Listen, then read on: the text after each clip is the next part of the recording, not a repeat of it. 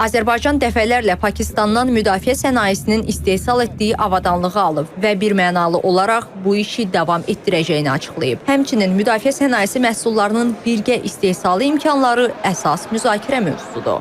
Azərbaycanlı hərbçilərin təhsil almaları, təlimi ilə bağlı təcrübə mübadiləsi Pakistanla qarşılıqlı şəkildə uzun illərdir uğurla həyata keçirilir. Nəzərə alsaq ki, İslam Əməkdaşlıq Təşkilatına üzv olan dövlətlər arasında Pakistan yeganə dövlətdir ki, atom silahına malikdir və güclü hərbi sənayesi var. Müdafiə sənayesi sayəsində ixtisaslaşmış institutlara malikdir. Hərbi hava qüvvələrinin eyni zamanda hərbi hava sistemləri ilə bağlı Pakistanın əldə etdiyi uğurlar və bunu qardaş Azərbaycanla bölüşmək istiqamətində addımlar atması da ikitərəfli əməkdaşlığımızı şərtləndirən məsələlərdən biridir.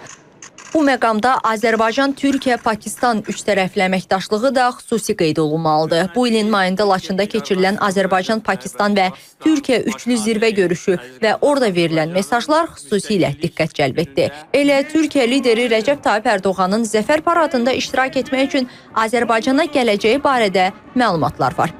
Beləliklə, Zəfər Paradı bu il təkcə qələbənin ildönümü deyil, həm də Azərbaycan, Türkiyə və Pakistan qardaşlığının ortaq güc və birliyinin nümayişinə çevriləcək.